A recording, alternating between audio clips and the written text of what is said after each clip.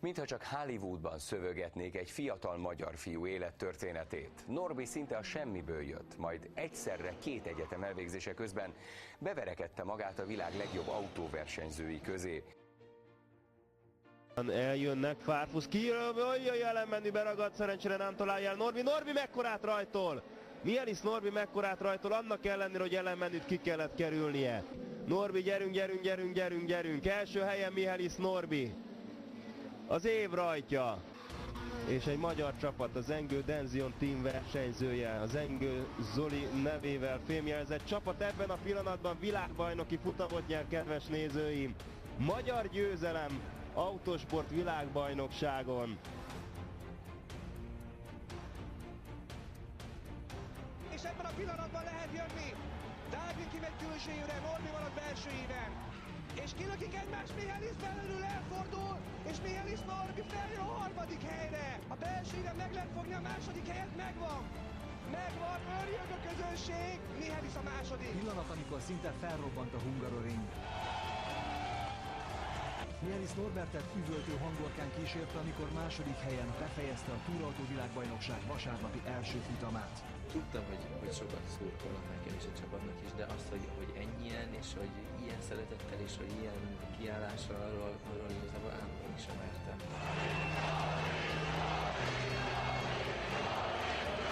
Közel 100 000 szív dobbant egyszerre, amikor fellépett a dobogóra. Ilyen még nem volt, sokszorosan nem. Itthoni közönség előtt ekkora magyar autósport sikert eddig senki nem látott. Az pedig, hogy egy 26 éves magyar fiú miatt gyakorlatilag megtelt a Hungaroring, eddig elképzelhetetlen volt. Jön a piros lámpa, és aki alszik, Norbi elkapta jól a startot. És nagyon jól elkapta a rajtot, azt a mindenit.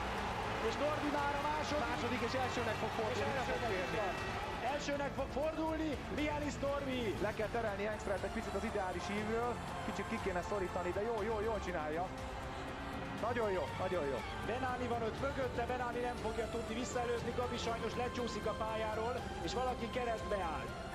Most kell nagyon ügyesnek lenni, védeni kell a belső ívet a 2-es kanyarban, szépen be kell lassítani a mezőnyt, hogy ne tudjanak jól kigyorsítani a Mansellbe fölfele. Egyetlen esélye Norbinak, vagy ha nem lassítja be őket, akkor jobban ki tudnak gyorsítani a 3-asba fölfele. 0,2-3 kapott csak a 2. szektorban, tehát még mindig van 2 másodperc előnye. Tászta is és Engström is megelőtte Müllert, nagyon nem működik. Fordul a célegyenesbe Mihális Norbi, és meg fogja nyerni a Hungaroringi 2. futamot. Ezt már nem lehet elvenni tőle. Itt a győztes! Igen!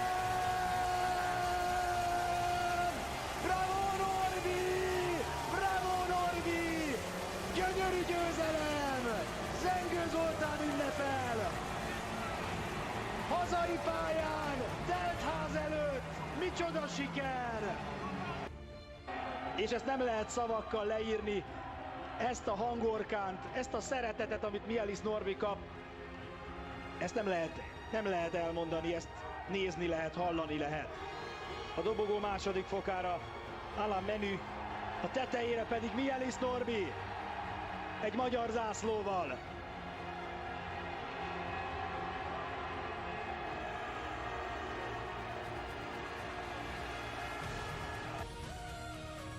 Utolsó kör, itt van az a bizonyos 3. győzelem, Norbi, óriási volt, és Zengő Zoli és az egész magyar csapat. A Honda hazai pályáján, Suzukában megszerzik a futamgyőzelmet, az RML pedig Ivan Müller világbajnoki címének tapsol. És megkezdi az utolsó kanyart, az utolsó körben, talpon a komplett Hungaroring, és itt van a 2. hazai győzelem, Mihális Norbi a célegyenesben, és ott a kockás zászló, megvan! Lelassít a csapat előtt, gyönyörű kép. Micsoda versenyzés! Óriási, 7 másodperc előnnyel. Zengő Zoli kezében egy magyar zászló, extázisban tombol a Hungaroring. Hazai siker! Nagyon sokat gondolkodtam decemberben, hogy milyen irányban képzelem el a jövőmet, és az mindig egyértelmű volt, hogyha váltok is, akkor szeretnék gyártó mellett maradni. Az autó teljesítménye, a Hyundai abszolút meggyőzött. Kicsit úgy érzem magam, mint aki újjászületett. Nagyon motivált vagyok, nagyon sok lesz az új ember körülöttem, és remélem, hogy ez a sok újdonság, ez pozitív hatással lesz a teljesítményemre is. Mielis Norvi pedig futamot nyer. 2018-ban először a szokásos tetőcsapkodás. Mielis Norbert, aki egy magyar zászlóval érkezik a dobogóra. És megérkezett a közönség is. Odaértek a díjkiosztóra, és szól a taps, és szólhat a Norbi. Ismét megtöltötték a magyar szurkolók a lelátókat, és mindenki Norbi sikerét akarta látni. Norbinak nem alakult jól a szezon kezdet, kigyulladó autó, leszakadó kerék.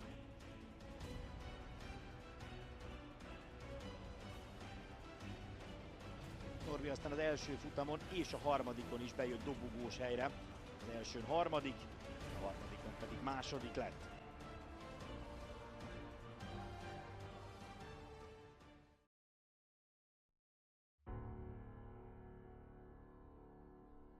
Elejéből miért nem látunk semmit? Hát ezért nem látunk, mert nincs mit nézni!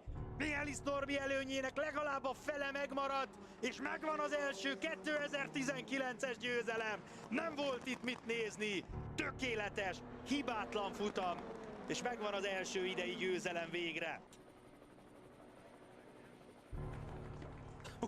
Itt kapott a I-30N teteje.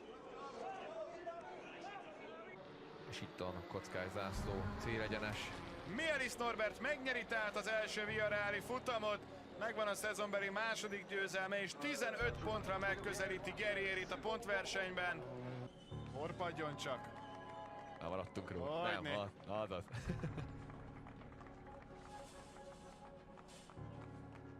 Próbál a lehetőleg ideális íven fordulni, külső ívre érkezik Norbi, kőkeményen oda teszi a Hyundai-t, visszajön Priol. Külső ív, de vissza tud jönni elé Priol. Norbi idő vissza fogja majd engedni, Priol nagyon föltartja őket, és végül összemegy Norbi Priollal. És megsérül Norbi autója is, éppen hogy el tudja kerülni. De hogy jön vissza a Linket-Co. Gyerünk Norbi, menjél tovább! Én nem vonnék le következtetéseket, azt a következtetést levonnám ellenben, hogy Mielis Norbi újra futamot nyer egy őrült versenyen, és vezeti az összetettet. 16 ponttal Guerrieri előtt. Pályafutása során először. Norbi pedig érkezik a célegyenesbe, és pillanatokon belül megvan a negyedik győzelem az idei évben. Soha korábban egy szezonban nem nyert még 4 futamot Norbi, és visszaveszi a vezetést a bajnokságban. Huff és Tarquini előtt 2 Hyundai, 2 BRC Hyundai a dobogón.